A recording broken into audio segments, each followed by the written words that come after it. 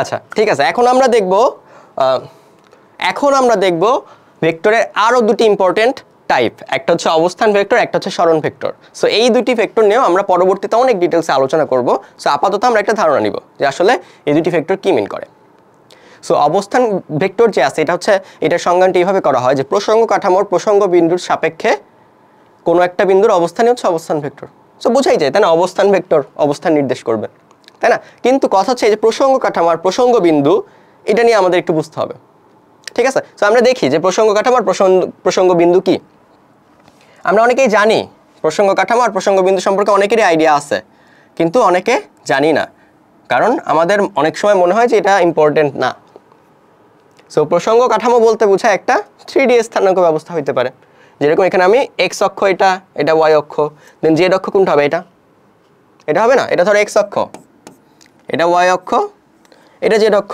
কিন্তু এটা তো আমি এরকম ধরে রাখলে লিখবো কেমনে তাই না, এরকম ধরে রাখতে পারতেছি না, বা ধরে রাখার জন্য একটা মানুষ হায়ার করতে পারলে ভালো হতো, কিন্তু আপাতত পারতেছি না দেখে আমরা এই জিনিসটাকে এই বরাবর জেড অক্ষ দিয়ে দিই।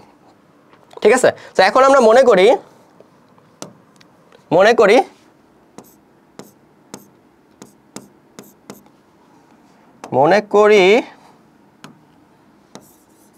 এখানে একটা গাছ আছে। ঠিক আছে, মনে করি এখানে একটা গাছ আছে আর তুমি গাছ থেকে নির্দিষ্ট দূরত্বে এখানে দাঁড়ায় আছো। সো এইবার বুঝি আসলে প্রসঙ্গ কাঠামো কি। যে কোনো একটা জায়গায় তোমার অবস্থান বোঝানোর জন্য তুমি যে জিনিসটার হেল্প নাও সেটাই হচ্ছে প্রসঙ্গ কাঠামো। তুমি কোথায় দাঁড়ায় আছো, এই চিত্রে কোথায় দাঁড়ায় আছো, গাছ থেকে সাপোজ 5 মিটার দূরে দাঁড়ায় আছো তাই না, তুমি গাছ থেকে সাপোজ 5 মিটার দূরে দাঁড়ায় আছো, যদি তুমি গাছের সাপেক্ষ না নাও তাহলে কিন্তু তুমি তোমার অবস্থান ব্যাখ্যা করতে পারবে না তাই না। সো এইটাই হচ্ছে মূল কথা, কোনো একটা সিনারিওতে যার সাপেক্ষে সমগ্র বাকি সব জিনিসের গতি পরিমাপ করা হয় বা স্থিতি পরিমাপ করা হয়, স্থিতির তুলনা করা হয় তাই না, এই যে জিনিসগুলো আছে সেটাই হচ্ছে মূলত প্রসঙ্গ কাঠামো। খুব ইজিভাবে বললাম, কোনো জটিল বইয়ের সংজ্ঞা না, এটাই হচ্ছে মানে মূল কথা, এমন একটা পার্ট বা এমন একটা জিনিস, এমন একটা জায়গা যার সাপেক্ষে তুমি আশেপাশের বিন্দুগুলোর তুলনা করতেছো। ওকে, মোটামুটি ক্লিয়ার। সো এই যে কাঠামোটা দেখতেছো এটাকে তাইলে বলে প্রসঙ্গ কাঠামো, আর এই সেন্টারের যে বিন্দুটা দেখতেছো এটাকে বলে কি প্রসঙ্গ বিন্দু। আর এই টোটাল যে কাঠামোটা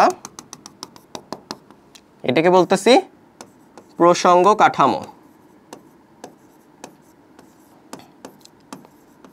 এখানে একটু অ্যাড করি, প্রসঙ্গ কাঠামো কয় প্রকার? প্রসঙ্গ কাঠামো মূলত 2 প্রকার, একটা হচ্ছে জড় প্রসঙ্গ কাঠামো, আরেকটা হচ্ছে অজড় প্রসঙ্গ কাঠামো। এখন জড় প্রসঙ্গ কাঠামো কি? যে প্রসঙ্গ কাঠামো জড়র মতো বৈশিষ্ট্য আছে যে প্রসঙ্গ কাঠামো সেটাই জড় প্রসঙ্গ কাঠামো। এখন বুঝতে হবে যে জড়র বৈশিষ্ট্য কি। আমাদের সাবকনশিয়াস মাইন্ডে যেটা আসে যে জড় মানে হচ্ছে এমন একটা বস্তু যেটা স্থির আছে, তার মানে কোনো একটা প্রসঙ্গ কাঠামো যদি স্থির হয়, যেরকম এই যে গাছটা স্থির আছে, তার মানে সেটা জড় প্রসঙ্গ কাঠামো, এখানে আমাদের কোনো ডাউট নাই। কিন্তু কোনো একটা বস্তু যদি এমন হয় সমবেগে যাচ্ছে, সেটা কি জড় প্রসঙ্গ কাঠামো হবে? সেখানে একটা মজার বিষয় আছে যে সেইটাও জড় প্রসঙ্গ কাঠামো, কারণ জড়র যে বৈশিষ্ট্য এটাকে কি বলে? জড়র বৈশিষ্ট্য হচ্ছে জড়তা। মানুষের বৈশিষ্ট্য যেমন মানবতা, জড়র বৈশিষ্ট্য হচ্ছে জড়তা। আর জড়তা মানে কি? জড়তার সংজ্ঞা আমরা পড়ছি, ক্লাস 8-এও পড়ছি যে স্থির বস্তু চিরকাল স্থির এবং গতিশীল বস্তু চিরকাল সমবেগে চলতে থাকলে সেটা চলতে থাকার যে বৈশিষ্ট্য বা ধর্ম সেটাই হচ্ছে জড়তা, তাই না? তার মানে কোনো একটা বস্তু, তুমি এমন একটা বস্তুকে প্রসঙ্গ কাঠামো ধরতেছো যেটা সমবেগে চলতেছে, সেটাও মূলত জড় প্রসঙ্গ কাঠামো। কিন্তু যদি কোনো প্রসঙ্গ কাঠামোর মধ্যে ত্বরণ থাকে, অর্থাৎ তার বেগের পরিবর্তন হয়, বেগ এখন 10 আছে 20 হয়ে গেছে, বা 10 আছে 0 হয়ে গেছে, বা 0 থেকে পরিবর্তিত হচ্ছে, তো তখন আর সেটা জড় প্রসঙ্গ কাঠামো থাকবে না, তখন সেটা হয়ে যাবে অজড় প্রসঙ্গ কাঠামো। তো আমরা ব্যাপারটা ক্লিয়ার করি। ভি হচ্ছে কনস্ট্যান্ট। কনস্ট্যান্ট মানে কি? ভি 0 হইতে পারে, 10 হইতে পারে, 20 হইতে পারে, এনিথিং হইতে পারে। আর অজড়ের ক্ষেত্রে কি? ত্বরণ নট ইজিক্যাল টু 0, তার মানে ত্বরণ অবশ্যই থাকতে হবে। কত হইতে পারে? 1 হইতে পারে, 2 হইতে পারে, 10 হইতে পারে, এনিথিং হইতে পারে। আর যেখানে ত্বরণ আছে, ত্বরণের কাজ কি? ত্বরণ হচ্ছে বেগ পরিবর্তনের হার। তার মানে ত্বরণ আছে মানে বেগের পরিবর্তন মাস্ট হবে, সেটা জড় পদার্থের মতো থাকবে না। ওকে, সো এটা হচ্ছে আমাদের প্রসঙ্গ কাঠামোর হালকা পরিচিতি। সো এখন কথা হচ্ছে যে প্রসঙ্গ কাঠামোর পরিচিতি লাগতেছে কেন? অবস্থান ভেক্টর বোঝানোর কারণে। কারণ অবস্থান ভেক্টর যে জিনিসটা আছে সেটা কি মিন করে সেটা সংজ্ঞায়ন আমরা একটু আগেই করছি। সো অবস্থান ভেক্টর যে জিনিসটা আছে সেটা সংজ্ঞায়নটা এরকম যে কোনো এক প্রসঙ্গ কাঠামো, এই যে প্রসঙ্গ কাঠামো, কোনো এক প্রসঙ্গ কাঠামোর প্রসঙ্গ বিন্দুর সাপেক্ষে অপর কোনো বিন্দু, এই যে অপর কোনো বিন্দুর অবস্থান যে ভেক্টর দ্বারা প্রকাশ করা হয় সেটাই অবস্থান ভেক্টর। প্রসঙ্গ কাঠামোর প্রসঙ্গ বিন্দুর সাপেক্ষে অপর একটা বিন্দুর অবস্থান যে ভেক্টর দ্বারা প্রকাশ করা হয় সেটাই আমার অবস্থান ভেক্টর। সেম ভাবে তুমি যদি আরেকটা ভেক্টর নিতা, সাপোজ যে বি, প্রসঙ্গ কাঠামোর প্রসঙ্গ বিন্দুর সাপেক্ষে বি বিন্দুর অবস্থান যে ভেক্টরের মাধ্যমে প্রকাশ করা হবে সেটা বি বিন্দুর অবস্থান ভেক্টর। যদি কোশ্চেন করে এর অবস্থান ভেক্টর কত, এর অবস্থান ভেক্টর কত, ও এ, বি এর অবস্থান ভেক্টর কত, ও বি, সোজা হিসাব। এইটাই হচ্ছে অবস্থান ভেক্টরের কনসেপ্ট।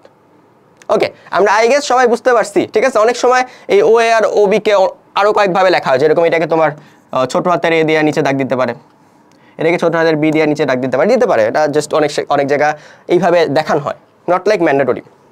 তো এবার আমরা দেখব সরণ ভেক্টর। একটু গতির অধ্যায়ের কথা মনে করো। সরণ মানে কি ছিল? সরণ মানে ছিল অবস্থার পরিবর্তন, অবস্থানের পরিবর্তন, ঠিক আছে? বস্তুর যে অবস্থান পরিবর্তন যদি হয়ে থাকে তবে সরণ হয়েছে। সো এইখানেও সরণ ভেক্টরের কনসেপ্টটা সেম। কোন বিন্দুর বা বস্তুর অবস্থান ভেক্টরের পরিবর্তনকে সরণ ভেক্টর বলে। সো এখন বলো তো অবস্থান ভেক্টরের পরিবর্তন কখন হবে? যখন বস্তুর অবস্থান পরিবর্তন হবে। আমরা